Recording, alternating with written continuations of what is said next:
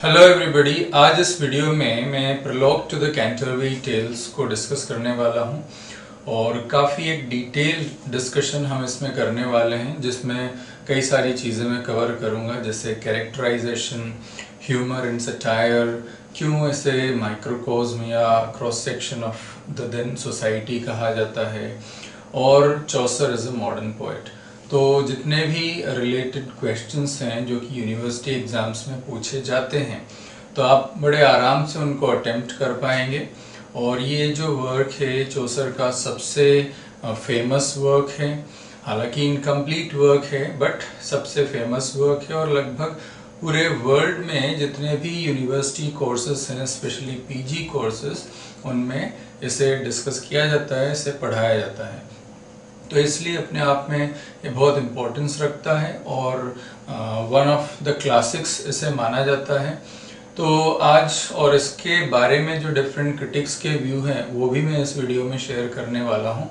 तो इसलिए एक बहुत ही इम्पोर्टेंट वीडियो ये होगा और मैं चाहता हूँ कि आप लास्ट तक बने रहे ताकि कोई चीज़ इसमें आप मिस न करें।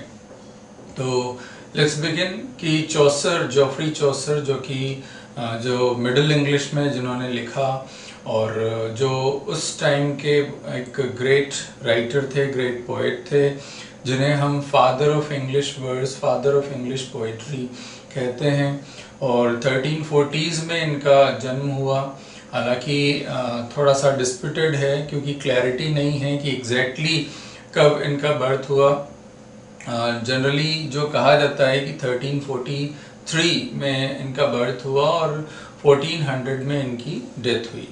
तो इस टाइम पीरियड में इन्होंने कई सारे वर्क्स लिखे और उन कुछ वर्क्स में जो है हम कह सकते हैं that is the book of duchess. तो बुक ऑफ डचेस जो है इन्होंने लिखा 1369 में। इसके बाद इन्होंने लिखा ट्रोइलस एंड क्रेसीड, जो कि 1380 से 1383 के बीच में इन्होंने लिखा। फिर इसके बाद इन्होंने लिखा द पार्लियामेंट ऑफ फाउल्स, ये भी जो है 1382 में आया। और द हाउस ऑफ फेम 1384 में इन्होंने लिखा। The legend of good women जो है 84 to 85 के बीच में इन्होंने लिखा। और फिर कैंटरबरी टेल्स इन्होंने 1387 के बाद लिखा। तो इनका जो एक कंप्लीट वर्क है वो ट्रोइलस एंड क्रेसीड है और बेस्ट जो हम कह सकते हैं कंप्लीट वर्क में। और इसके अलावा ये जो है कैंटरबरी टेल्स, तो कैंटरबरी टेल्स हालांकि इनका बेस्ट वर्क है लेकिन ये इनकम्प्लीट है, ये अनफिनिश्ड है। इसमें कई सारे कैरेक्टर्स हैं। Actually there were total 30 members we can say including the poet। वैसे 29 थे, तो 29 पिलग्रिम थे जो ये एक साथ मिलते हैं और फिर ये डिसाइड करते हैं, क्योंकि सारे के सारे जा रहे थे कैंटरबरी, जहाँ पर सेंट थॉमस अबैकेट का श्राइन है। तो वो एक पिलग्रिमेज था और वहाँ ये सारे जा रहे थे और नरेटर भी वहीं पर इनके साथ में मिलते हैं, या हम कहें कि सारे लोग वहीं पर मिलते हैं।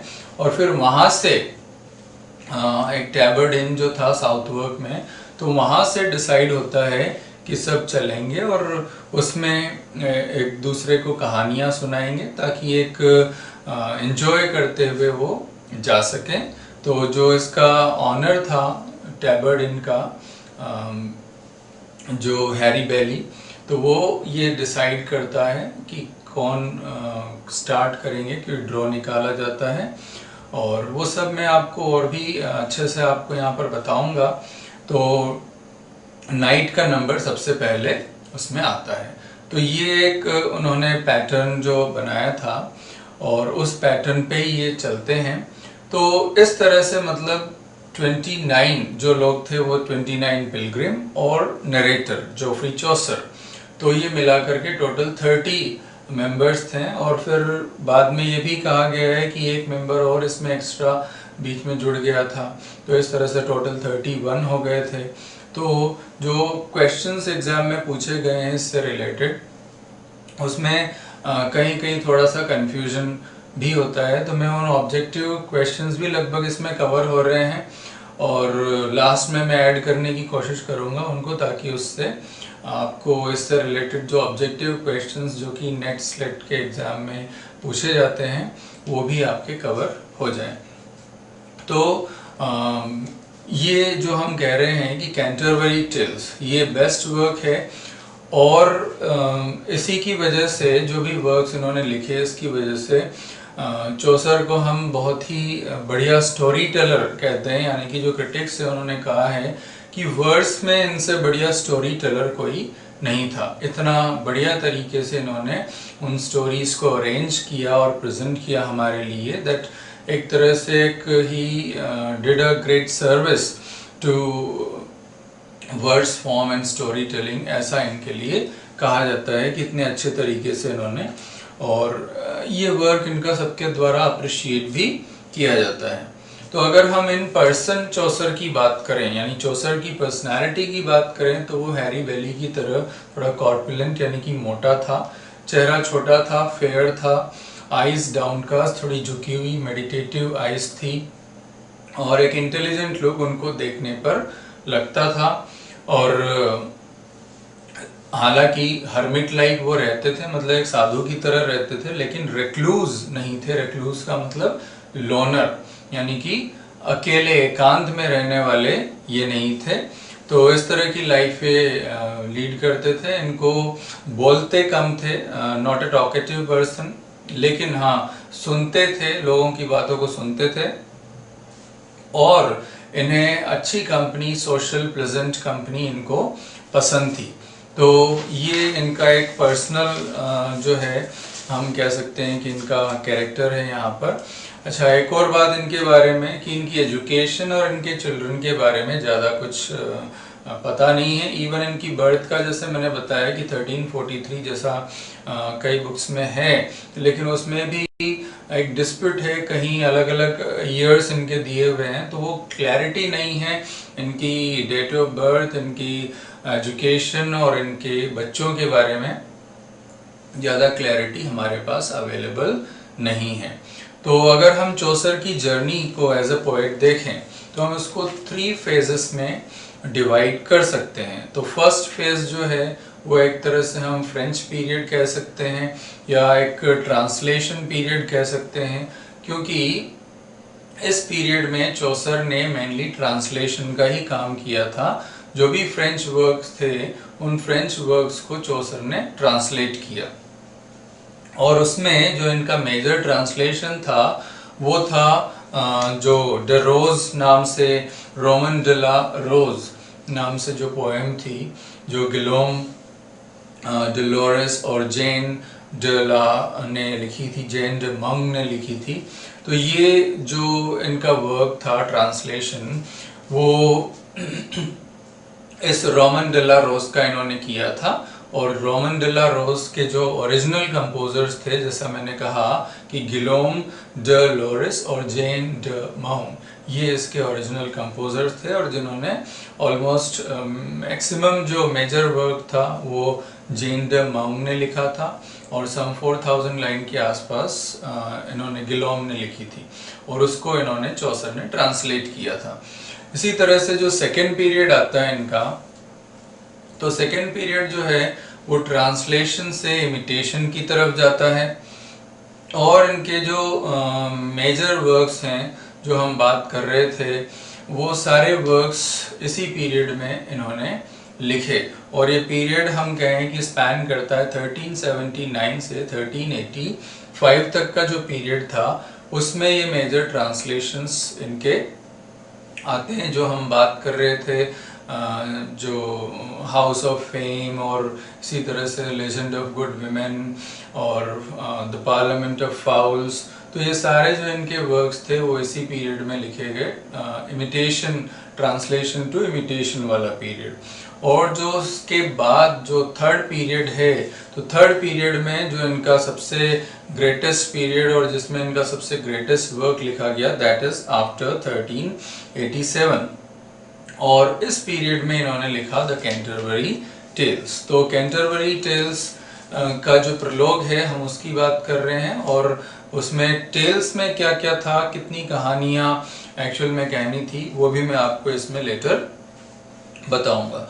तो एक्चुअल में उस स्टेज तक जब इन्होंने कैंटरबरी टेल्स लिखा तब तक ये age a poet maturity attain कर चुके थे और उसका रिफ्लेक्शन हमको कैंटरबरी टेल्स में देखने को मिलता है। तो अगर हम टोटल लेंथ की मैं बात करूं इसके साथ में, तो ये जो कैंटरबरी टेल्स है ये 17,000 लाइंस में लिखी हुई है और इन 17,000 लाइंस में से जो प्रलोग वाला पार्ट है that spans up to 858 lines, यानी 858 लाइंस में तो पूरा प्रलोग चल रहा है और टोटल 17,000 लाइंस में कैंटरबरी टेल्स का जो पूरा वर्क है वो इतनी लाइंस में लिखा गया है। तो अब चौसर के साथ में ये जो इंग्लिश लैंग्वेज और लिटरेचर है काफ़ी फ्लोरिश हुआ, काफ़ी स्पैन हुआ और चौसर का जो तरीका था वो ये था कि ये अपना मटेरियल बोरो करते थे, फ्रेंच और लैटिन वर्क्स जो थे उनसे बोरो करते थे, इटालियन लिटरेचर से बोरो करते थे और इनको मॉडर्न पोएट भी कहा गया है।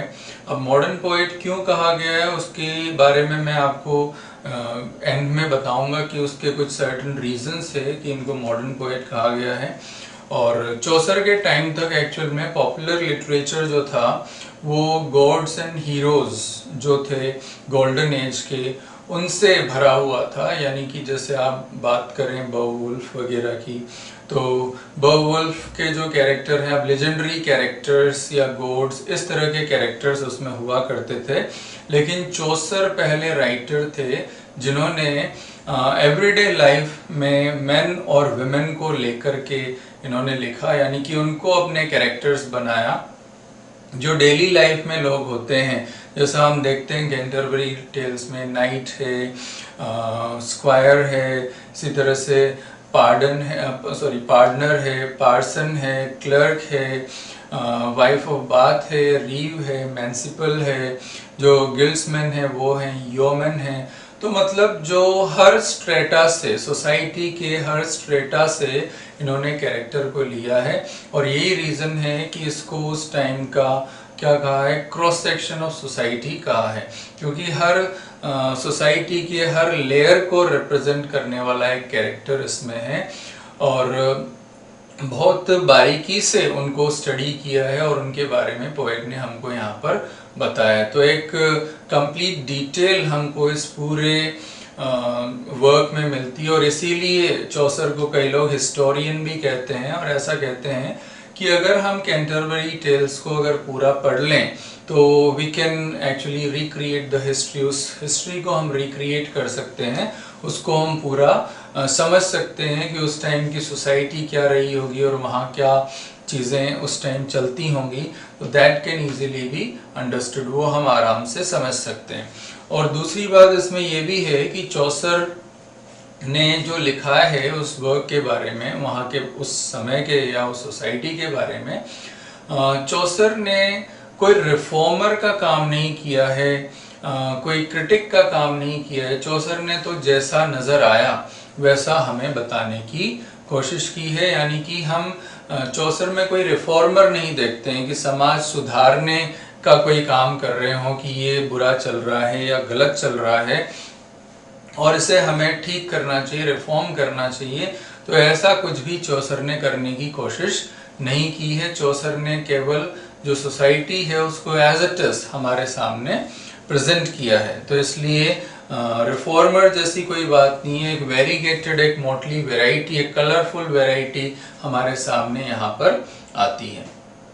और अगर हम एज अ पोएट चौसर को डिस्कस करें तो काफ़ी अच्छा टेक्निकल कमांड इनका था वर्ड्स फॉर्म्स में, जो कंटेंट उन्होंने लिखा उस पर, तो एक स्किल्ड राइटर, एक स्किल्ड वर्स राइटर के रूप में ये हमारे सामने आते हैं इस पोएम द कैंटरबरी टेल्स में। और जैसा मैंने कहा कि तब तक इन्होंने मैच्योरिटी अटेन कर ली थी, तो मैच्योरिटी इनके टेक्निकल कमांड, इनके कंटेंट में भी रिफ्लेक्ट होती है। और बड़े सोफिस्टिकेटेड मैनर में इन्होंने लिखा, जो कई सारे हमको इन्होंने मेट्रिकल और स्टैंजाइक फॉर्म्स हमको इन्होंने दिए। और क्या क्या मेट्रिकल या स्टैंजाइक फॉर्म्स हमको दिए, तो हम कह सकते हैं कि जैसे हाउस ऑफ फेम में इन्होंने ऑक्टो सिलेबल्स का यूज़ किया, इसी तरह से इन्होंने राइम रॉयल का यूज़ किया ट्रोइलस एंड क्रिसीड में, इसी तरह से पेंटामीटर कपलेट्स जो हैं वो कैंटरबरी के मोस्ट पार्ट में इन्होंने कपलेट्स का यूज़ किया, पेंटामीटर कपलेट्स का यूज़ किया, और वो भी as per we can say description and dialogue के अकॉर्डिंग इन्होंने सारा ये यूज़ किया। तो एज अ पोएट इनका जो स्किल था और जो कमांड था टेक्निकल थिंग्स पर, वो बहुत अच्छे से इस पोएम में रिफ्लेक्ट होता है।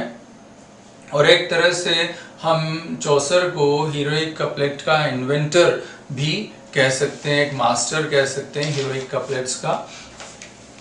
और हालांकि हम ये कह सकते हैं कि बाकी जो पोएट्स थे उन्होंने भले ही सरपास किया हो चौसर को पावर और डेप्थ में, लेकिन अगर हम बात करें इन गस्टो यानी उसमें जो जोश इनकी पोइट्री में हमको देखने को मिलता है, जो एक शेयर एंजॉयमेंट हमको इनकी पोइट्री में देखने को मिलता है, उसमें कोई इनका मैच नहीं है। वो उसमें ये सबको सरपास करते हैं, भले ही टेक्निकल थिंग्स वगैरह में और पोएट्स इनके आगे हों, लेकिन जो एक फ्लो है, एक जोश है, जो एंथुसियाज्म है, उसमें चौसर का कोई सानी नहीं है, उनके जैसा और कोई भी नहीं है। तो अलग अलग टाइम पर अलग अलग क्रिटिक्स ने इनके बारे में ओपिनियंस एक्सप्रेस की। जॉन ड्राइडन का तो कहना था कि here is plenty of God, मतलब जो चौसर का वर्क है उसके लिए हमेशा कहते थे here is plenty of God, यानी गॉड ने की प्लेंटी यहाँ पर, यानी कि सब कुछ चौसर ने इंक्लूड किया था, हर चीज़ चौसर ने इंक्लूड की थी, हर चीज़ के बारे में चौसर ने लिखा था। सोसाइटी के हर लेवल से, जैसा मैंने पहले भी कहा, कैरेक्टर इन्होंने लिए थे। तो उनका ये कहना था कि वो चौसर को बिल्कुल वैसे ही रिस्पेक्ट देते थे, वेनरेट करते थे, जैसे ग्रीक जो है होमर को करते थे और रोमन जो है वर्जिल को करते थे, बिल्कुल उतना ही सम्मान ड्राइडन चौसर का करते हैं। और उनका यह मानना था कि चौसर जो है डेफिनेटली एक वंडरफुल कॉम्प्रेहेंसिव नेचर वाले व्यक्ति थे, और इसी वजह से उन्होंने हर स्ट्रेटा से सोसाइटी के लोगों को लिया। और फिर हैजलिट, तो ये जॉन ड्राइडन का कहना था। हैजलिट का कहना था, हैजलिट ने एक्चुअल में स्पेंसर और चौसर को कंपेयर किया। तो हैजलिट ने कहा कि स्पेंसर जो है, स्पेंसर तो लग्जूरियस एंजॉयमेंट में उनको आनंद आता था, यानी वो ऐसा लिखते थे, रोमांटिक नेचर वाले पोएट थे, और उसमें एक लग्जूरियस एंजॉयमेंट में उनको आनंद आता था। और चौसर जो हैं वो सीवियर एक्टिविटी ऑफ माइंड वाले पोएट थे, ऐसा हैजलिट ने इनके बारे में कहा। और दूसरी बात कि स्पेंसर जो हैं वो काफ़ी रोमांटिक और विजनरी थे, जबकि चौसर जो थे वो बिल्कुल प्रैक्टिकल पर्सन थे। तो जैसा हम देख सकते हैं कि बहुत ही एक प्रैक्टिकल वे में कि हर कैरेक्टर को इन्होंने लिया है, उसके बारे में लिखा है, सोसाइटी एज इट इज़ ये प्रेजेंट कर रहे हैं। तो इससे ज़्यादा प्रैक्टिकल बात और क्या हो सकती है। तो इनको एक प्रैक्टिकल पोएट कहा हैजलिट ने। और उनके वर्क को पढ़ने का मतलब है जैसे कोई हिस्ट्री हम पढ़ रहे हो, और सब कुछ एक रियलिज्म उनके वर्क में था। अब इसी तरह से मैथ्यू अर्नोल्ड ने भी इनको पढ़ा और इनके बारे में अपनी ओपिनियन को एक्सप्रेस किया। तो मैथ्यू अर्नोल्ड का कहना है कि ये तो फ्रेंच और जो लैटिन पोइट्री है उन पर इन्होंने अपने आप को, अपनी पोइट्री को नरिश किया 12th और 13th सेंचुरी की। और जो है चौसर की अगर हम बात करें तो एक सुपीरियरिटी थी चौसर की पोइट्री में, और वो डिपेंड करते हैं उनके सब्सटेंस और उनकी स्टाइल।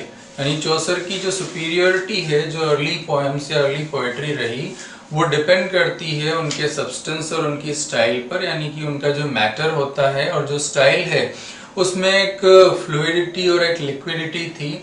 और उसी फ्लूइडिटी और लिक्विडिटी ऑफ डिक्शन और हम स्टाइल की बात करें, उसकी वजह से ही वो superior to the earlier poets.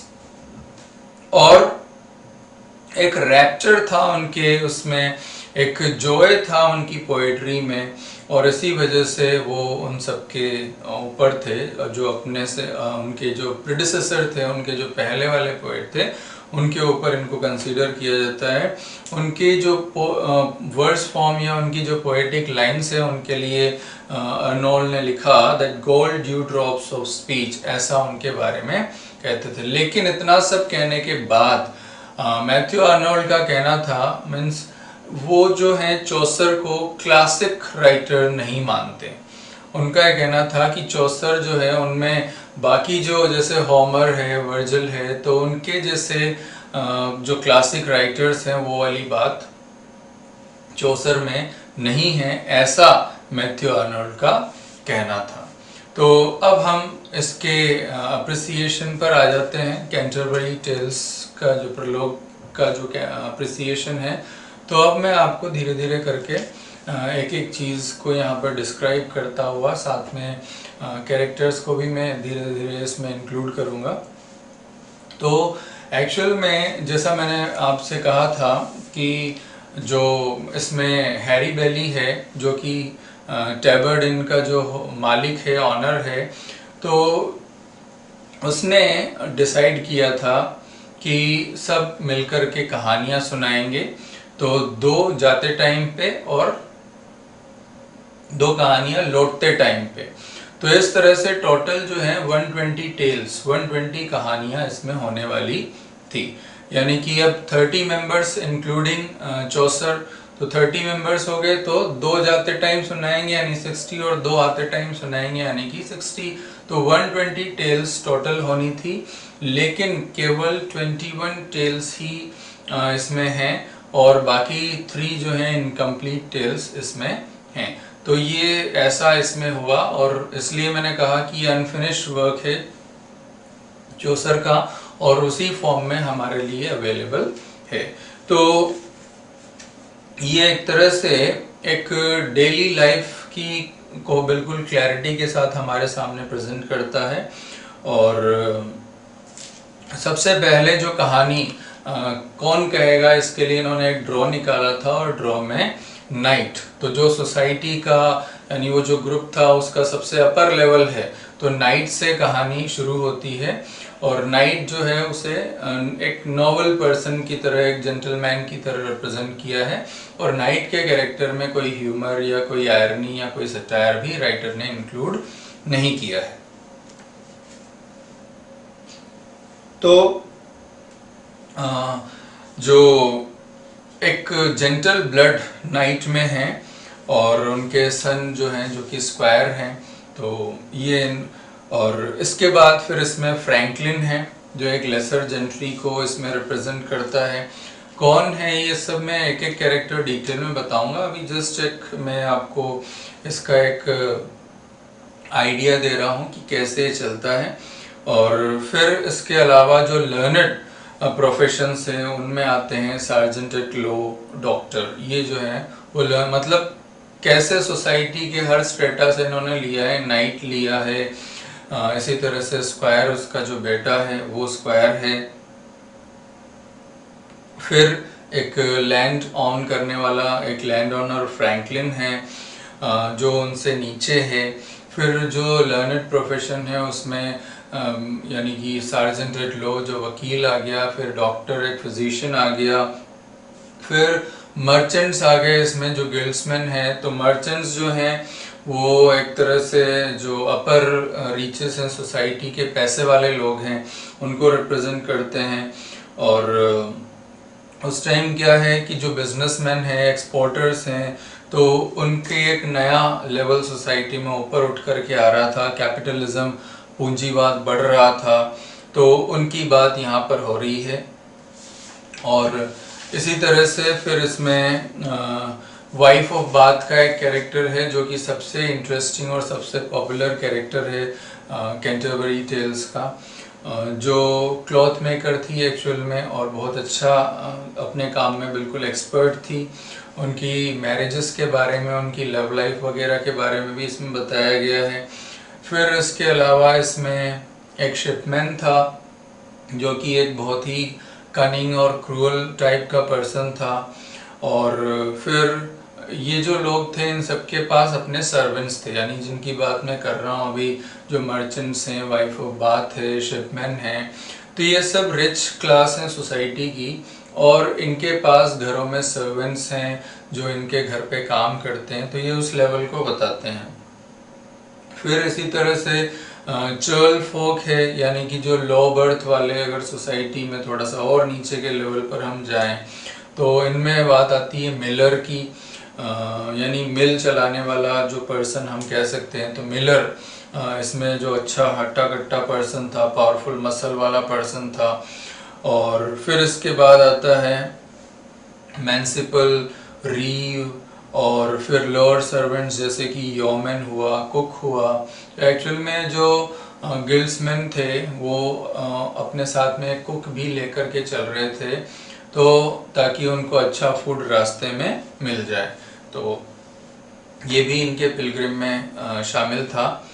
तो एक तरह से हर पार्ट यहाँ पर प्रॉपरली रिप्रेजेंट हो रहा है। फिर इसी के साथ में हम बात कर सकते हैं कि जो सबसे लोअर लेवल पर है सोसाइटी के, वो है प्लॉमैन।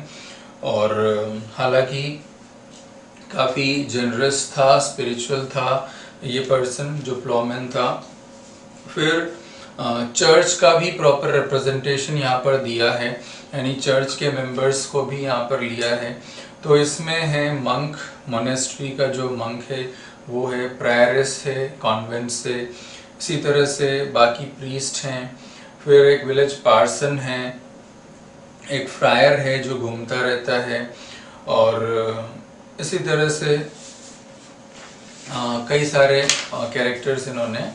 तो प्रायरेस का जो यहाँ पर कैरेक्टर है ये भी काफ़ी इंटरेस्टिंग है, और ऐसा लगता है कि चौसर को ये कैरेक्टर काफ़ी पसंद था, तो बड़े अम्यूजिंग मैनर में डिटेल्स यहाँ पर प्रायरेस के बारे में बताई है कि जो एक्चुअल में रिलीजियस जो लाइफ थी या स्पिरिचुअल लाइफ थी उसको तो यहाँ पर शैलो दिखाया है, उसको कम दिखाया है, और जो वर्ल्डली लाइफ है उसको यहाँ पर चौसर ने बड़ा डिटेल में डिस्कस किया है। और इसी तरह से एक कैरेक्टर यहाँ पर क्लर्क भी है जो एक्चुअल में पढ़ रहा होता है और जिसके पास ज़्यादा पैसे नहीं हैं, पढ़ने में ज़्यादा इंटरेस्ट था, अपना पैसा जो मिलता था वो सारा वो बुक्स खरीदने में स्पेंड कर देता था। तो ऐसा एक कैरेक्टर है इसमें क्लर्क का। और फिर इसमें पार्टनर है, समनर हैं, ये दोनों कैरेक्टर ऐसे हैं जिनसे सब नफरत करते हैं, यानी कि सोसाइटी में सब नफरत करते हैं। तो इस तरह के दो कैरेक्टर्स हैं, पार्टनर और समनर। तो ये जो कैरेक्टर्स हैं एक बिल्कुल हैपहज़ार्ड मैनर में हम कह सकते हैं कि डिस्क्राइब हो रहे हैं यहाँ पर। और साथ में अब हम चौसर की स्किल को इस बात से समझ सकते हैं कि कैसे बड़े मेथोडिक मैनर में, सिस्टमेटिक मैनर में चौसर ने सारी चीज़ों को अरेंज किया। दो प्लेस जहाँ पर हर कोई मिल सकता, एक कैथेड्रल हुआ, दूसरा इन जहाँ पर ये हर लेवल के पर्सन मिल सकते हैं, और फिर एक सिचुएशन, पिलग्रिमेज वाली सिचुएशन जहाँ पर ये सब हो सकता है पॉसिबल, एक एक्सचेंज सबके बीच में, जो डायलॉग का जो एक्सचेंज है वो पॉसिबल है। तो ये एक स्किल को शो करता है चौसर की, एक आर्टिस्ट जो चौसर के अंदर है जिसने ये सब डिज़ाइन किया इतने खूबसूरत तरीके से, और सोसाइटी के हर मेंबर को उसमें इंक्लूड किया, ऐसी सिचुएशन क्रिएट की और ऐसे कैरेक्टर्स इसमें लिए। तो ये एक्चुअल में एक ट्रायम्फ है चौसर के आर्ट का, चौसर की क्राफ्टमैनशिप का, चौसर की स्किल का, इतना प्रॉपर मैनर में सारी चीज़ों को डिस्क्राइब किया। और साथ में चौसर का एटीट्यूड जो है इन सारी चीज़ों के प्रति वो भी काफ़ी इम्पोर्टेंट है। चौसर यहाँ पर अपने आप को एक नाइव पर्सन के रूप में, एक फुलिश पर्सन के रूप में शो कर रहे हैं कि जो जैसा दिख रहा है उसमें कोई चेंज या रिफॉर्म करने की कोशिश नहीं कर रहे हैं, जो जैसा दिख रहा है उसको वैसे ही और उसी अम्यूजमेंट और उसी सरप्राइज के साथ में वो यहाँ पर प्रेजेंट कर रहे हैं। एक अनसेल्फ कॉन्शियस एटीट्यूड हम यहाँ पर कह सकते हैं, एक नाइव एटीट्यूड हम यहाँ पर कह सकते हैं, जो सारी चीज़ों को बिल्कुल एक कॉमन पर्सन की तरह, एक फुलिश पर्सन की तरह प्रेजेंट करता है। और जैसा मैंने कहा कि रियलिज्म है, इंडिविजुअलिटी है, साथ में इसकी जो विविडनेस है उसके लिए भी हम इसको definitely we can appreciate and praise this work. अब यहाँ पर मैं एक एक कैरेक्टर को इंक्लूड कर रहा हूँ, ले रहा हूँ, और बहुत ही इंटरेस्टिंग मैनर में चौसर ने एक एक कैरेक्टर को यहाँ पर प्रेजेंट किया है। तो कुछ कैरेक्टर्स जो वास्तव में इम्पोर्टेंट है और इंटरेस्टिंग है, तो वो कैसे इंटरेस्टिंग बनाया है चौसर ने, वो हम डिस्कस करेंगे। तो हम बात करते हैं सबसे पहले नाइट की। तो अच्छा, चौसर ने जो इनका ट्रीटमेंट किया है वो बड़ा आयरॉनिकल ट्रीटमेंट चौसर ने इनका किया है, और एक एक डिटेल इन कैरेक्टर की चौसर ने प्रेजेंट की है, जिससे बड़े क्लियर मैनर में कैरेक्टर्स हमारे सामने आते हैं। तो सबसे पहले हम बात कर रहे हैं नाइट की। तो नाइट जो है सबसे पहला कैरेक्टर जो मैं यहाँ ले रहा हूँ, एक आइडियल पोर्ट्रेट यहाँ पर प्रेजेंट किया है नाइट का। और लेकिन ऐसा नहीं है कि आइडियल, कोई मजाक नहीं उड़ाया है, कोई सटायर या आयरनी यहाँ पर नहीं है, लेकिन एक प्लेजेंट कैरेक्टर हमको यहाँ पर दिया है कि नाइट जो है उसे सच्चाई पसंद है, ऑनेस्टी पसंद है, फ्रीडम पसंद है, वो कर्टियस भी है यानी कि शिष्ट है, और उसने बहुत सारी लड़ाइयाँ लड़ी हैं अपने फेथ के लिए, लड़ाइयाँ लड़ी हैं अगेंस्ट पैगन जो लोग हैं, पैगन जो रिचुअल है उसके अगेंस्ट लड़ाइयाँ लड़ी हैं। और कहा है कि वो फील्ड में लायन है, लेकिन अदरवाइज वो बिल्कुल एक लैम की तरह है।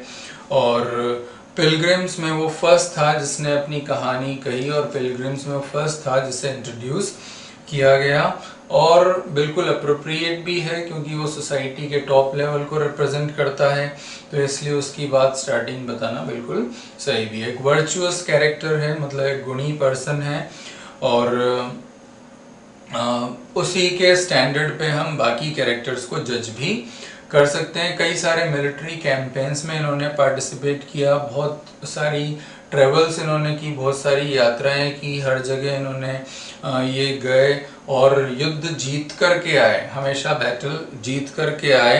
अलेक्जेंड्रिया, लिथुआनिया, रशिया, ग्रेनेडा, ऐसी कई सारी जगह पर ये लड़े और ये हमेशा जीत करके आए। एक ब्रेव पर्सन की तरह इनको बताया है, साथ में वाइज भी हैं, मतलब ब्रेव तो है ही सही और वाइज भी हैं, और बहुत अच्छे घोड़े इनके पास हैं। कपड़े इनके सिंपल क्लोथ्स ये पहनते हैं, कोई जो है कलरफुल या ऐसे ड्रेसेस ये नहीं पहनते हैं। और इन्होंने जो हम पिलग्रिमेज पर इनको बताया है कि डबलेट इन्होंने पहना हुआ है, एक मोटे से कपड़े का, कोर्स क्लोथ का, और जो पिलग्रिमेज के टाइम पर थोड़ा सा सोइल्ड है यानी कि थोड़ा सा गंदा हो रहा है। क्यों? क्योंकि ये सीधे अपनी वॉर से, बैटल फील्ड से सीधे पिलग्रिमेज में वो आकर के इन्होंने ज्वाइन कर लिया, तो इसलिए इनके कपड़े थोड़े से गंदे हैं। और एक रियल रिप्रेजेंटेटिव की तरह, अपने लेवल के एक रियल रिप्रेजेंटेटिव की तरह इनको यहाँ पर प्रेजेंट किया है, जो एक कोड ऑफ बिहेवियर को सेट करते हैं। फिर इनका बेटा आ जाता है जो स्क्वायर है, और स्क्वायर को बताया है एक youthful romantic person, courtly person, जो लाइक एक पैशनेट लवर है, और लगभग 20 की एज का है, कर्ली हेयर है, एवरेज हाइट है, और बैटल वगैरह में इसने अपने टैलेंट को शो किया है, और डेफिनेटली एक अच्छी पोजीशन को ये होप करता है। और उसके साथ जो कुछ इन्होंने परफॉर्म किया उससे एक लेडी लव को विन करने का भी होप करते हैं कि प्यार इन्हें मिलेगा एक लेडी लव का, whom he loves एक्चुअली, उसकी बात मैं कर रहा हूँ। गारमेंट जो है, अब वैसे अगर फादर और सन को देखें तो सन जवान है तो जवानी हर तरह से शो होती है, उसके मैनर, उसके बिहेवियर में। गाता अच्छा है, बजाता अच्छा है, एक टैलेंटेड पर्सन है, यूथफुल है, एक लवर है। और इसके जो कपड़े हैं वो फुली एम्ब्रॉयडर्ड है, मतलब बढ़िया कढ़ाई वगैरह हो रही है, फ्लावर्स वगैरह बने हुए हैं कपड़ों में, वाइट एंड रेड कलर के। और लेजर टाइम में जैसा मैंने कहा गाता है, फ्लूट बहुत अच्छी बजाता है, और बिल्कुल एक मई के मंथ की तरह बिल्कुल फ्रेश है। अच्छा, इसमें एक और इम्पोर्टेंट बात जो मैं आपको अभी मैंने नहीं बताई, कि जो स्टार्टिंग है वो हो रही है अप्रैल के मंथ को डिस्क्राइब करते हुए, जब सब कुछ फ्रेश है, एक एटमॉस्फेयर में एक फ्रेशनेस है, जो बर्ड्स हैं वो गा रहे हैं, एक फर्टिलिटी वाला टाइम है, फ्लावर्स ब्लॉसम हो रहे हैं, तो उस टाइम को रिप्रेजेंट करते हुए स्टार्टिंग हो रही है, और फिर इसमें बाकी कैरेक्टर्स को इंट्रोड्यूस किया जाता है। तो ये डांस कर सकता है, अच्छे से ड्रॉ कर सकता है, अच्छे से लिख सकता है, मॉडेस्ट भी है, यूज़फुल है, और अपने पिता के कंपैरिजन में बिल्कुल एक कंट्रास्ट क्रिएट करता है। और इसके बाद हम यहाँ पर बात कर रहे हैं यौमन की। तो यौमन जो है वो एक तरह से सर्वेंट है, एक अटेंडेंट है, और यहाँ पर वो एक फॉरेस्टर का काम कर रहा है। लेकिन फॉरेस्टर का मतलब ये नहीं कि जो फॉरेस्ट को कंजर्व या मतलब प्रोटेक्ट करके रखे, ये एक्चुअल में गेम यानी कि हंटिंग में हेल्प करता है। किसकी? जो नाइट है उसकी हेल्प करता है। और ये ग्रीन हुड पहनता है, और एरोज, जो पीकॉक शीफ के एरोज हैं वो अपने साथ में कैरी करके चलता है। साथ में एक स्वॉर्ड है इसके पास, एक बकलर है, मतलब एक ढाल हम जिसे कहेंगे, और एक हॉर्न, जो शिकारियों के पास हॉर्न होता था, तो एक हॉर्न है इसके पास में, एक माइटी बो यानी एक धनुष है, और एफिशिएंट है अपने इक्विपमेंट को हैंडल करने में, उनको कैरी करने में। और बाल इसके छोटे हैं, ब्राउन फेस है, साथ में अपने काम में यानी वुडक्राफ्ट वगैरह में बिल्कुल एफिशिएंट है। और सेंट क्रिस्टोफर का एक सिल्वर मेडल ये अपने सीने पर लगाए रखता है, और बिल्कुल एक सब्सटेंशियल मैन ऑफ सब्सटेंस है, मतलब एक काम का पर्सन है, यूजफुल पर्सन है। फिर हम बात करेंगे प्रायरस की, जिसके कैरेक्टर को चौसर ने काफ़ी डिटेल में डिस्क्राइब किया है, और ऐसा क्रिटिक्स का कहना है कि चौसर ने बड़ा एंजॉय करते हुए प्रायरस का जो कैरेक्टर है उसको यहाँ पर डिस्क्राइब किया है। तो कई सारे सेक्युलर और वर्ल्डली क्वालिटीज़ इनके अंदर है, स्पेशली जो वर्ल्डली क्वालिटीज़ हैं उनको ज़्यादा एम्फेसाइज किया हुआ है, और उनके बारे में ज़्यादा लिखा हुआ है। और टंग इन चीक मैनर में, जो चौसर के लिए क्रिटिक्स का कहना है कि टंग इन चीक मैनर में लिखते थे, मतलब एक आयरोनिकल मैनर में लिखते थे, तो प्रायरस के कैरेक्टर को उसी तरह से डील किया है। तो ऐसा बताया है कि प्रायरस जो थी वो फुल ऑफ चैरिटी एंड पिटी, मतलब बहुत ही दयालु थी, कि अगर कोई मरा हुआ चूहा दिख जाए तो वो रोने लग जाती थी, कोई अगर किसी तरह की एनिमल को कैजुअलिटी दिख जाए तो बहुत दुखी हो जाती थी, और अपने डॉग को ये रोस्टेड मीट खिलाया करती थी, फाइनेस्ट रोस्टेड मीट खिलाया करती थी। तो ये एक तरह से मजाक ही उड़ाया जा रहा है कि कहाँ एक मरे हुए चूहे को देख करके रो रही है, और दूसरी तरफ अपने डॉग को रोस्टेड मीट ये खिला रही है। तो कुल मिलाकर के जो पिटी थी, जो चैरिटी थी, वो अपने डॉग्स पर थी ज़्यादा। तो ऐसा ये बताने की कोशिश हो रही है यहाँ पर। और एक अरिस्टोक्रेटिक एसोसिएशन इनका बताया गया है इसमें। अच्छा, ये फ्रेंच बोलती थी, हालांकि इनकी जो फ्रेंच थी वो पेरिसियन फ्रेंच नहीं थी, तो वो भी यहाँ पर की मतलब एक अफेक्टेशन, एक शो ऑफ जो करने की हैबिट है उसको यहाँ पर शो करने की कोशिश हो रही है। और मील्स जो है लेती थी तो इस तरह से खाती थी कि एक मॉर्सल, एक निवाला भी इनके हाथ से कहीं इधर उधर गिरे नहीं, कुछ नीचे टपके नहीं, सॉस में इनकी फिंगर्स जो है वो डिप नहीं करती थी ये, और जो है पीती थी मिल्क वगैरह। तो इनके कप में एक उसका एक ट्रेस भी नहीं दिखता था कि कहीं निशान वगैरह हो इनके लिप्स के, कोई मार्क हो, ऐसा वो बिल्कुल भी उस पर नहीं दिखता था। तो इस तरह से मतलब जो इनके ईटिंग मैनर या टेबल मैनर्स हैं उस पर काफ़ी डिटेल में चौसर ने लिखा हुआ है कि एक निवाला गिरे नहीं, उंगलियां भी उसमें डिप न हो, टच न हो, पीती इस तरह से थी कि अपने होठों के निशान भी कप पर न हो। तो ऐसा यहाँ पर इनको बताया है। और बहुत अच्छे से ये सिंग करती थी, बहुत अच्छे से गाती थी।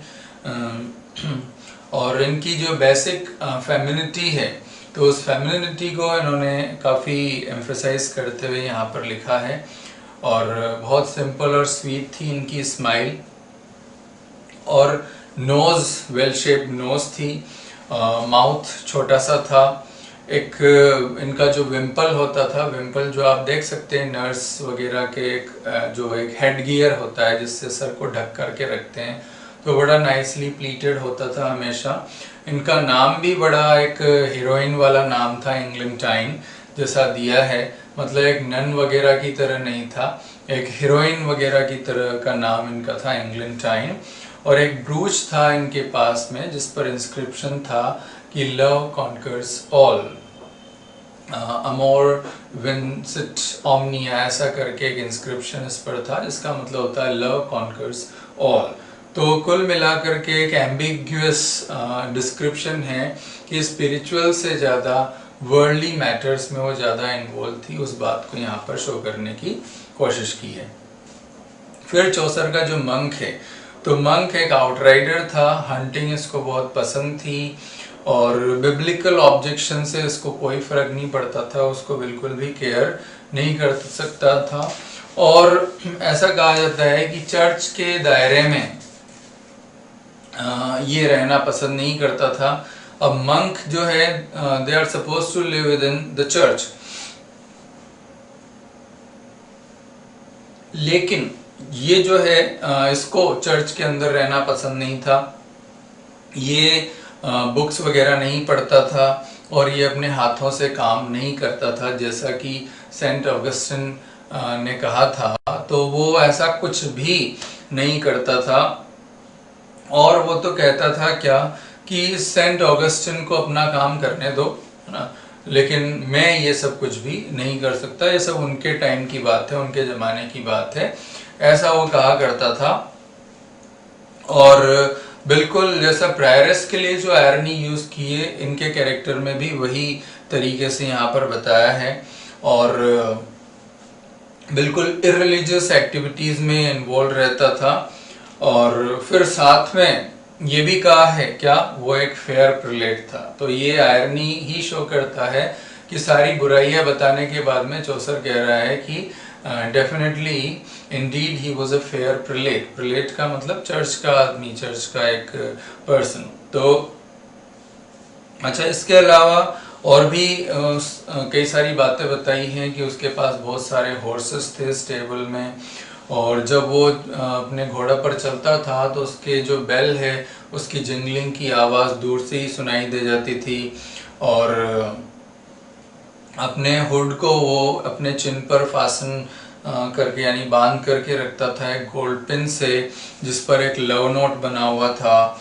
और सपल बूट्स, फ्लेक्सिबल बूट्स ये पहना करता था।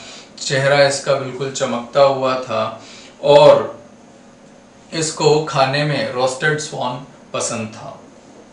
एक रोस्टेड जो हम कह सकते हैं कि हंस ना, वो इसे रोस्टेड स्वान इसे पसंद था खाने में। तो कुल मिलाकर के बिल्कुल भी जो है अपने प्रोफेशन के बिल्कुल अगेंस्ट सारी क्वालिटी, चर्च में रहना पसंद नहीं, शिकार करना पसंद था, घूमना फिरना पसंद था, रोस्टेड स्वान पसंद था, जो सेंट ऑगस्टीन जो कह के गए वो कुछ भी करना पसंद नहीं था। फिर यहाँ पर अगला जो कैरेक्टर है वो है फ्रायर का। तो एक मेरी फेलो है, फ्रायर के बारे में जो बताया हुआ है, गे और मेरी फेलो।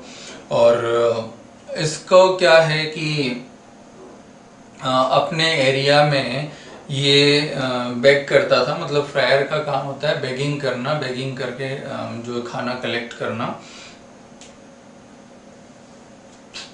तो इसका कैरेक्टर भी एक टंग इन चीक मैनर में चौसर ने बताया है कि इसके जैसा जो गॉसिप और फ्लैटरी करने वाला पर्सन और कोई वहां पर नहीं था।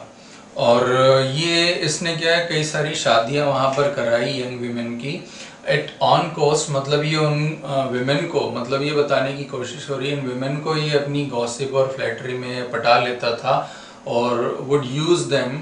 और फिर लेटर ऑन फिर ये जैसे उनकी शादी करवा देता था। तो इस तरह से वो बताने की कोशिश हो रही है। और जितने भी वहाँ के रिच फार्मर्स हैं और जो वर्दी विमेन हैं उन सबको ये जानता था। अच्छा, फ्रायर जो कि लेपर्स की सेवा करने वाला होना चाहिए। लेपर्स जो कोढ़ी लोग होते हैं, कोढ़ जिनको होता है, तो उनमें से किसी को भी नहीं जानता था। जो बेगर्स या लेपर्स हैं उनको ये नहीं जानता था। ये जानता था किनको, जो वर्दी विमेन हैं, जो रिच फार्मर्स हैं, उनको ये अच्छे से जानता था। और इसको एक कन्फेशंस, यानी कि लोग जो कन्फेस करते हैं अपने फादर के सामने, तो इसको पेपल कोर्ट से वो कन्फेशन सुनने का लाइसेंस इसको मिला हुआ था। और बड़े स्वीटली वो कन्फेशन सुना करता था और उनको तुरंत पेनेंस दे भी दिया करता था, यानी उनको प्रायश्चित के लिए वो दे दिया करता था। जब उसे ये होप होता है, पक्का होता है कि यहाँ से कुछ इसको पैसा मिलेगा, तो जब मिलेगा ये पता होता तो वो तुरंत उनको कन्फेशंस के लिए पेनेंस दे दिया करता था। और जहाँ ये लगता कि यहाँ कुछ मिलने वाला नहीं है तो फिर वो ऐसा कुछ नहीं करता था। और विमेन का फेवर गेन करने के लिए बहुत स्वीटली ये बोला करता था, बहुत अच्छी लैंग्वेज ये यूज़ किया करता था और बहुत अच्छे से इनको ये प्रेयर्स वगैरह करवाया करता था। और जितने भी टेवर्न्स हैं वहाँ के, जितने भी ये मतलब इन वगैरह हैं और बारमेड्स हैं, उन सबको ये बहुत अच्छे से जानता था। और जो जानना चाहिए था, यानी लेपर्स और बेगर्स को, उनसे इनका कोई लेना देना नहीं था, क्योंकि वहाँ से कोई मालताल मिलने के चांसेस नहीं होते थे, कोई इनकम के चांसेस नहीं होते थे। तो उनको जान के क्या करना, तो वो उनको बिल्कुल भी नहीं जानता था। और अपनी सर्विस के मामले में बहुत ही कर्टियस था, बहुत ही हम्बल था। लव डे के दिन पे क्या होता था, खूब ये पैसा बनाता था, क्योंकि ये आर्बिट्रेटर का काम करता था और ऐसे जो इनके बीच में डिस्प्यूट होते थे उन डिस्प्यूट को सॉल्व करके और ये उनसे पैसे कमाता था। तो बहुत इमोरल और करप्ट क्वालिटीज इसकी बताई हैं, लेकिन साथ में ये गाता अच्छा था और फिडल यानी कि वायलिन जो हम कह सकते हैं बहुत अच्छा बजाता था। फिर इसमें कैरेक्टर आता है मर्चेंट का, और टिपिकल बिजनेसमैन की तरह इनको यहाँ पर बताया है और हमेशा अपने बिजनेस में प्रॉफिट के बारे में बात करते थे और इंटरेस्ट पर पैसा देख करके ये अपना प्रॉफिट कमाते थे। तो इस तरह से एक टिपिकल बिजनेसमैन वाला पिक्चर यहाँ पर मर्चेंट का दिया हुआ है। फिर क्लर्क की बात हो रही है, तो क्लर्क जो है वो एक डिवोटेड क्लर्क था जो बिल्कुल पढ़ाई के लिए समर्पित था और बहुत कम बोलता था, और जो भी बोलता था वो बहुत परफेक्ट बोलता था, मॉडेस्टी के साथ में बोलता था। बात हमेशा उसकी लाइवली होती थी, हाई मीनिंग वाली होती थी और मॉरल वर्च्यू पर वो ज़्यादा एम्फेसाइज करता था और उन लोगों के लिए काफ़ी प्रे करता था जो उसको पढ़ने में हेल्प करते थे या उसको बुक्स खरीदने में हेल्प करते थे। और बिल्कुल पतला दुबला पर्सन था, कपड़े भी इसके फटे हुए होते थे।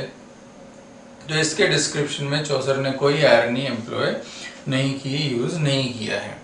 फिर इसके बाद बात आती है सार्जेंट एट लॉ की, यानी जो वकील हम कह सकते हैं। तो उसकी एबिलिटी को तो चौसर ने क्वेश्चन नहीं किया है कि काफ़ी एबल था, उसको सारे लॉज जो हैं स्टैट्यूट बुक में जो भी लॉज लिखे हुए हैं वो सब उसको याद थे।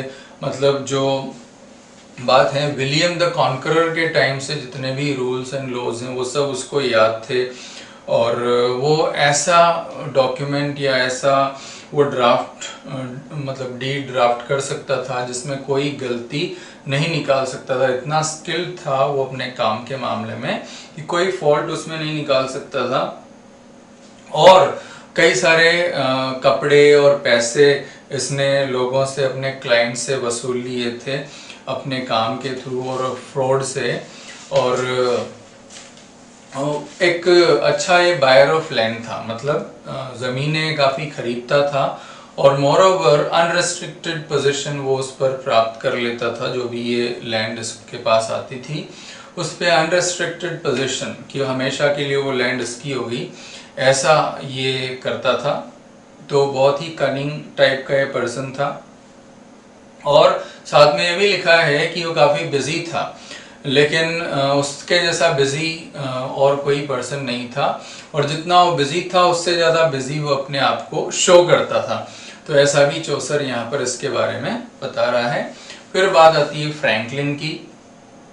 तो वाइट बियर्ड, बिल्कुल एक रेडी लाल कॉम्प्लेक्शन इसका था और एक एपिक्यूरस मतलब एपिक्यूरियन पर्सन था। कहने का मतलब खाने पीने का शौकीन था, ऐसा एक पर्सन था। प्लेजर लाइफ का बेसिस होता है, ऐसा इसका मानना था कि बिल्कुल हैप्पी रहो, मस्त रहो, खूब खाओ पियो, ऐसा इसका पर्सन था। मॉर्निंग जो है वो एक सॉप ऑफ वाइन से शुरू होती था इनका, मतलब दिन भर खाने पीने का काम, अच्छा लोगों को खिलाने, खाने पीने का भी शौकीन और खिलाने पिलाने का भी शौकीन, ऐसा एक पर्सन था ये।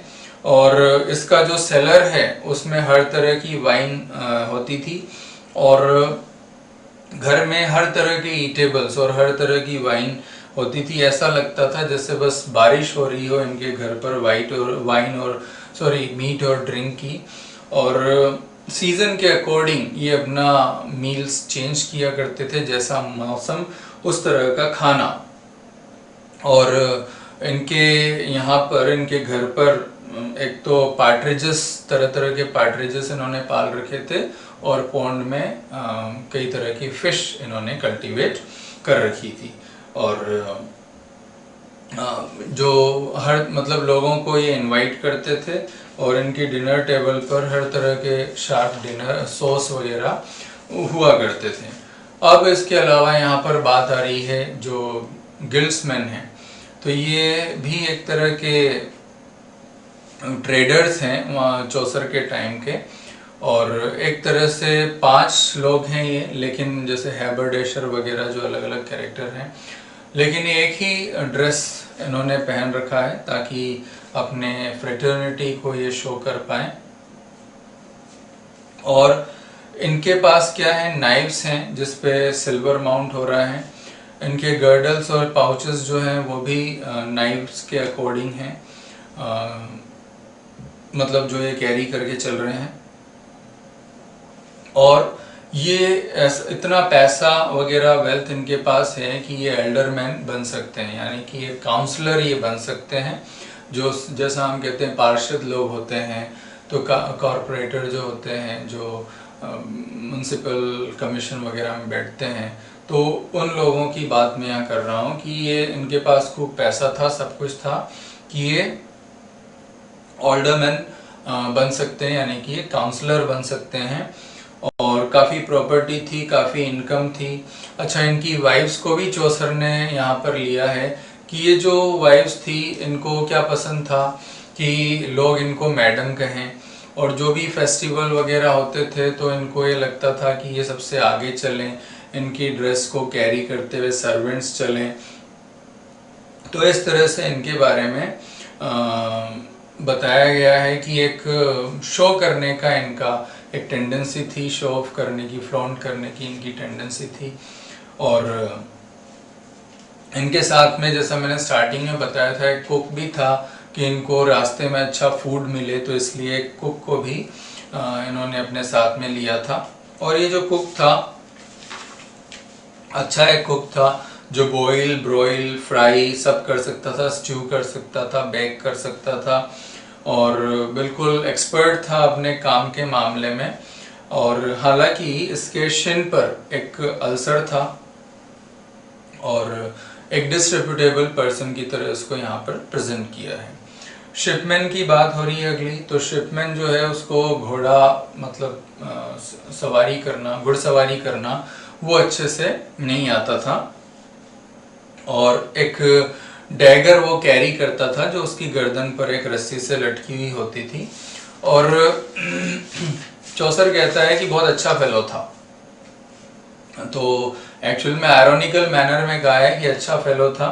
तो क्या बताया एक्चुअल में, ये वाइन चुराता था। तो लोग जो मर्चेंट इसको हैंड ओवर करते थे कि प्रोटेक्ट करके संभाल करके रखेगा, और इवन पे भी करते थे उसको प्रोटेक्ट करके रखने के लिए, और उन्हीं की वाइन ये चुरा लिया करता था।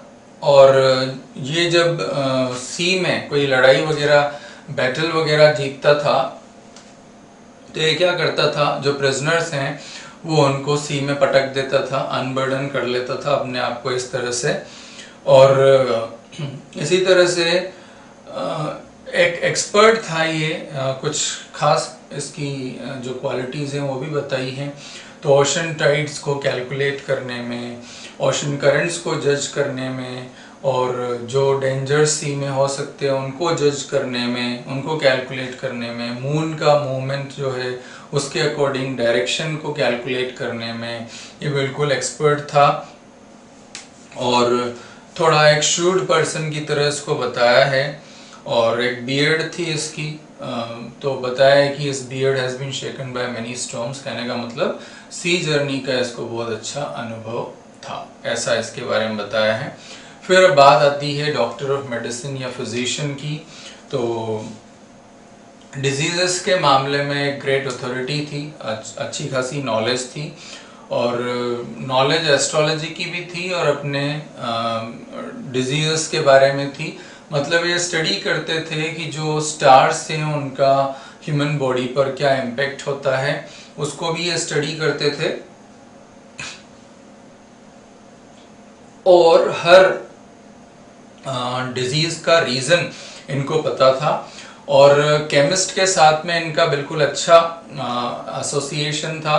मतलब एक तरह से कमीशन इनको मिलता था। जैसे आज तो हम सोच सकते हैं कि मतलब ये कमीशन वाला जो प्रैक्टिस है वो तब से चला आ रहा है, चौसर के टाइम से, यानी कि 14th सेंचुरी से ये बात चली आ रही है कि डॉक्टर और जो केमिस्ट होते हैं, मेडिकल स्टोर वाले होते हैं, किस तरह से कमीशन खोरी करते हैं।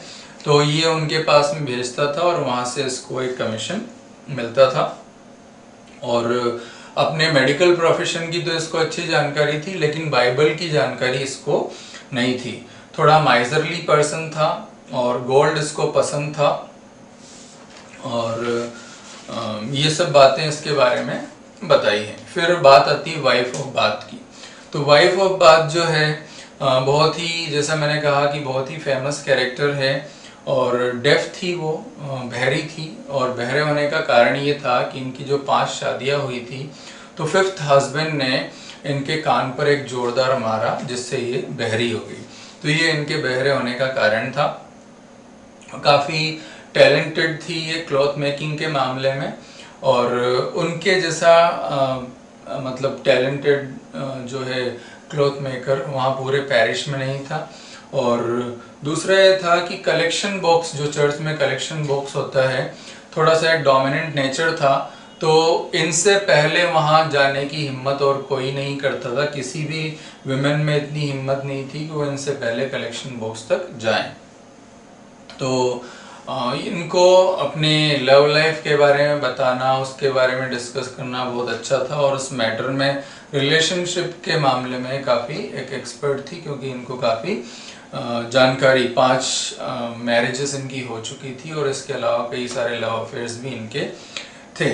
तो अच्छे से वो हॉर्स पर राइड कर सकती थी, और जब ये चर्च में जाती थी संडे को, तो जो हैंकरचीफ वगैरह पहनती थी वो लगभग 10 पाउंड का होता था, ऐसा इनको बताया है इनके बारे में।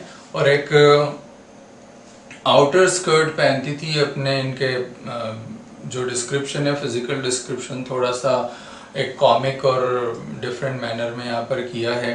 तो इनके बारे में बताया है कि she would wear an outer skirt on her large hips, तो थोड़ा सा बिल्ट ऐसा था, और साथ में स्पर्स पहनती थी अपने पैरों पे घोड़े को चलाने के लिए, और थोड़ा जॉली नेचर वाली थी, लोगों के साथ हंसना बोलना वो अच्छे से कर सकती थी। फिर बात आ रही यहाँ पर पार्सन की। तो पार्सन जो है बहुत ही एक अच्छा पर्सन है, पुअर है वर्ल्डली मैटर्स में, लेकिन रिलीजियस मैटर्स में वो काफ़ी रिच है और एक नॉलेज वाला पर्सन है। क्राइस्ट के गॉस्पेल को प्रीच करते हैं, उनकी जो शिक्षा उनको प्रीच करते हैं, और कभी भी अपने पैरिशनर्स को विजिट करना वो छोड़ते नहीं हैं, यानी कि कभी बारिश हो, तूफान हो, धूप हो, तो इनका बहाना बना करके वो न जाएं, ऐसा वो कभी भी नहीं करते हैं। कभी भी जो अपने ट्रबल में हो पैरिशनर्स तो उनकी वो हेल्प करते हैं, और जो वो प्रीच करते थे वो खुद प्रैक्टिस करते थे, यानी ऐसा नहीं कि केवल उपदेश दे दिया और खुद उसको फॉलो नहीं किया। तो वो ऐसे उस मंक की तरह नहीं थे, और कभी भी इन्होंने पैसा कमाने की कोशिश नहीं की कि कहीं दूसरे गिल्ड में काम करके वो पैसा कमाएं, ऐसा कभी किसी को एक्सकम्युनिकेट करके पैसा कमाएं, तो यानी जात बाहर करके, समाज से बाहर करके, धमका करके पैसा कमाएं, ऐसा कभी इन्होंने नहीं किया। बल्कि ये गरीबों की हेल्प करते थे, बहुत ही काइंड हार्टेड थे, यानी अपना जो कलेक्शन होता था इवन उससे भी ये लोगों को हेल्प करते थे पैसे दे करके। तो बहुत ही kind hearted, soft spoken person थे, सिंपैथेटिक पर्सन थे। सिनर्स के लिए जो गलतियां लोग कर देते थे उनके प्रति इनका एक सिंपैथी रहता था। और हालांकि अगर समझाते थे, लेकिन अगर समझाने के बाद में भी लोग अगर नहीं माने तो फिर उन सिनर्स के लिए थोड़े हार्श होते थे, यानी कि उनको डांटा करते थे। फिर अगला जो कैरेक्टर है इसमें प्लॉमेन का है। तो प्लॉमेन जो है वो पार्सन का ब्रदर है एक्चुअल में, और काफ़ी टाइम से ये डंग को कैरी करके इधर से उधर ले जाने का ये काम कर रहा है, और एक पीसफुल और चैरिटी वाली लाइफ ये लीड करता है, devoted to God all times. चाहे अच्छा टाइम हो, प्रॉस्पेरिटी का टाइम हो या एडवर्सिटी हो, हमेशा गॉड को वर्शिप करने वाला ये पर्सन है, और किसी की हेल्प करने के लिए कुछ भी कर सकता है, भगवान के नाम पर, क्राइस्ट के नाम पर, गॉड के नाम पर ये कुछ भी कर सकता है, किसी की भी हेल्प कर सकता है। तो ये एक अच्छा पर्सन है। तो इस केस में भी कोई ह्यूमर यहाँ पर या आयरनी यहाँ पर पोइट ने इंक्लूड नहीं की है। फिर कैरेक्टर आता है इसमें मिलर का। तो फिजिकल अपीयरेंस पर ज़्यादा यहाँ पर फोकस किया है। एक स्टाउट हट्टा कट्टा पर्सन था, मसल वाला पर्सन था, और रेसलिंग वगैरह में पार्टिसिपेट करता था, तो हमेशा जीत के आता था, हरा के आता था, और किसी मतलब दरवाज़ा अपने सर से मार करके वो दरवाज़ा तोड़ सकता था, इतना वो पावरफुल पर्सन था। उसकी नोज़ पर एक मस्ता था जिस पर लाल बाल थे, और बड़ा सा इसका मुंह था, लार्ज नोस्ट्रिल्स थे, और हमेशा एक तलवार और बकलर ये कैरी करके चलता था। लूज टॉकर था, मतलब जो है ऑब्सीन या वल्गर बातें किया करता था, और एक बदमाश धोखेबाज भी था।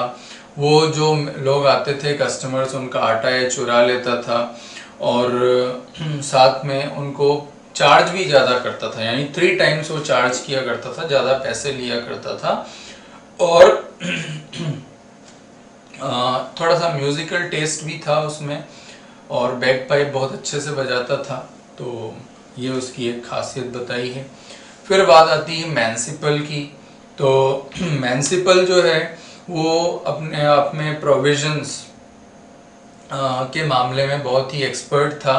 प्रोविजंस खरीदने, सामान, फूड आइटम्स खरीदने के मामले में एक्सपर्ट था, और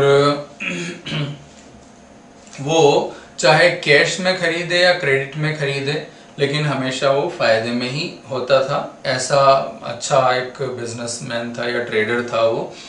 और उसके एक्चुअल में लगभग 60 लोग थे जिनके अंडर में वो काम कर रहा था, जिनके लिए वो काम कर रहा था।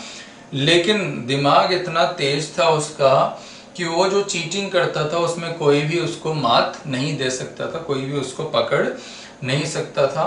वो अकाउंटिंग का काम देखता था, फूड स्टॉक वगैरह की, और किचन को सुपरवाइज वो करता था। फिर बात आती है रीव की। तो रीव पतला दुबला पर्सन है बिल्कुल, और शेव्ड बियर्ड है, बिल्कुल क्लोज हेयर कट जो है वो बिल्कुल क्लोज हेयर कट है, और बिल्कुल पतली दुबली स्टिक की तरह की टांगे हैं उसकी। एक डबल डीलर है, और ग्रेनरी को मेंटेन करता है, स्टोर को मेंटेन करता है, और इतने अच्छे से मेंटेन करता है कि कोई ऑडिटर उसको ट्रिक नहीं कर सकता, मतलब उसकी ट्रिकरी को पकड़ नहीं सकता। फिर 20 साल से वो इस काम को देख रहा है और संभाल रहा है, तो उसके जो मालिक हैं सारी प्रॉपर्टी एक तरह से उसके चार्ज में है, और वर्कर्स सारे डरते हैं क्योंकि उन सबकी वीकनेस इसको पता है, तो इसलिए वो सब डरते हैं इससे। इतना ये मतलब जैसे प्लेग फैला था, तो जैसे प्लेग से लोग डरते थे, तो इसके लिए ऐसा लिखा है कि उस तरह से प्लेग की तरह इससे लोग डरते थे। और अपने मालिक से भी अच्छा बायर है ये, मतलब खरीदारी वगैरह करने में बहुत ही शानदार है। काफ़ी वेल्थ इसने गेन कर लिया है, काफ़ी पैसा इसने इकट्ठा कर लिया अपने लिए, और अपने मालिक को खुश रखना इसको आता है। ये क्या करता है, मालिक का सामान जो है खुद को किराए पर दे देता है, अपना सामान मालिक को किराए पर दे देता है, और मालिक को पता भी नहीं चलता है, और साथ में मालिक से थैंक यू और गिफ्ट भी, रिवॉर्ड भी ये ले लेता है। मालिक को इस तरह से बेवकूफ़ बना करके रखता है। और तो रीव और मिलर जो हैं वो एक दूसरे के अपोजिट कैरेक्टर्स हैं। एक बिल्कुल जो इस जर्नी में आगे, और एक इसमें बिल्कुल पीछे रहता है। तो इस तरह से इनका कैरेक्टर बताया, और दोनों जो कहानियाँ सुनाते हैं, तो कहानियाँ भी एक तरह से एक दूसरे को टॉन्ट करते हुए सुनाते हैं। तो ऐसा इनके बारे में बताया है। फिर बात आती है समनर की। तो समनर जो है वो मॉरली करप्ट पर्सन है, और ये एक्चुअल में एक थोड़े से वाइन के लिए, क्वार्टर वाइन के लिए किसी को भी अलाउ कर देता था कि वो 12 मंथ्स तक किसी मिस्ट्रेस को अपने साथ रख सकते हैं, ऐसा ये अलाउ कर देता था थोड़े से वाइन के लिए। तो बहुत ही करप्ट पर्सन है, और फ़ायदा उठाता था किसी भी गर्ल का, ये फ़ायदा उठाता था। और वो कहता था कि आप आर्च डीकन के कर्ज से आप डरे नहीं, वो तो आप पैसा दे करके उससे छूट सकते हैं, मतलब ऐसा मत सोचो कि उनका श्राप मिलेगा, उनका कर्ज होगा, अगर आप मुझे पे कर दोगे तो आप उससे फ्री हो जाओगे, ऐसा ये कहा करता था। और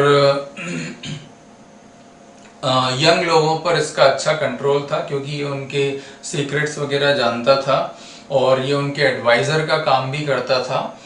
और उसका जो हेड गियर है बहुत बड़ा था, बिल्कुल एक एल हाउस, यानी जो मदिरा ले होता है जिसको हम कह सकते हैं, तो उसके साइन की तरह बड़ा होता था। एक बकलर जो है, एक बड़े लोफ ऑफ ब्रेड की जितना बड़ा इसका बकलर होता था। तो इसका जो कैरेक्टर है, फिजिकल एलिमेंट्स वगैरह इसको बताए हैं कि पिंपल और ये सब होता था, गैस्ट्रोनोमिक प्रॉब्लम्स इसकी बताई हैं, लेचरी, थोड़ा सा एक हम कह सकते हैं कामुक टाइप का पर्सन था, और रिलीजियस हिपोक्रेसी भी बताई, धार्मिक पाखंड इसका बताया है, अपवित्रता इसके लिए बताई है। तो ये सारे इसके दुर्गुण थे, हम ऐसा कह सकते हैं। फिर बात आती है पार्टनर की।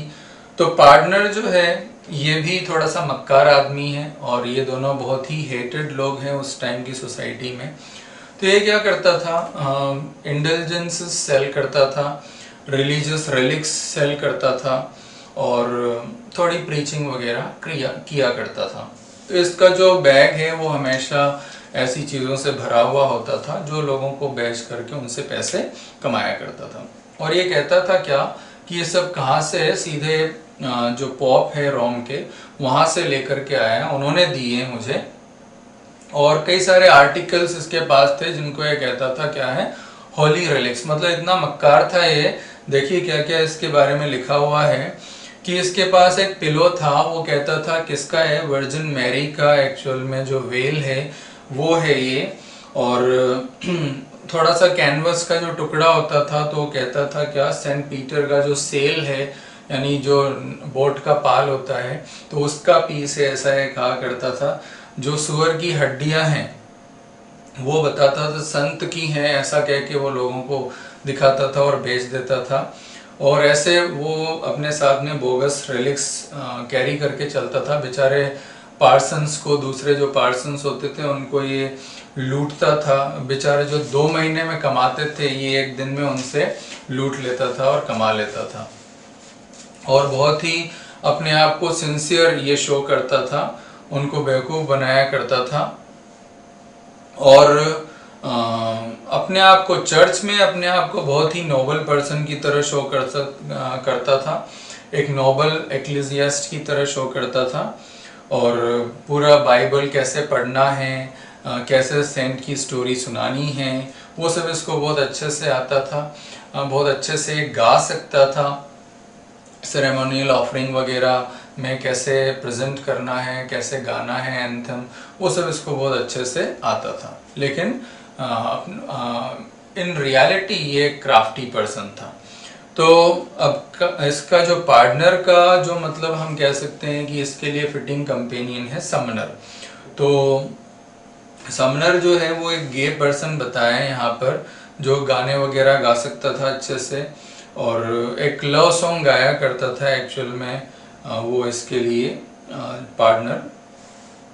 और क्यों उसका पार्टनर का जो नेचर था थोड़ा सा इफेमिनेट, यानी वो एक हम कह सकते हैं लड़कियों वाला नेचर था, तो गे टाइप का पर्सन था, इस तरह से बताएं यहाँ पर।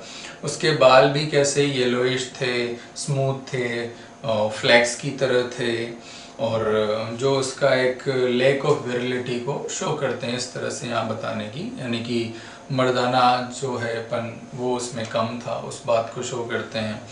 और कपड़े जो पहनता था वो भी उसके एक फेमिनिन टच को यहाँ पर शो करते हैं, जिस तरह के वो कपड़े पहना करता था, जिस तरह का फैशन वो फॉलो करता था, तो वो उसके उस मर्दानगी की कमी, एक फेमिनिन जो नेचर है उसको यहाँ पर शो करते हुए अपने आप को चौसर ने एक सिंपल फुलिश पिलग्रिम की तरह शो किया है, जो इन सारी चीज़ों को एज इट इज़ प्रेजेंट करता है और इन चीज़ों में एंजॉय करता है, सरप्राइज शो करता है।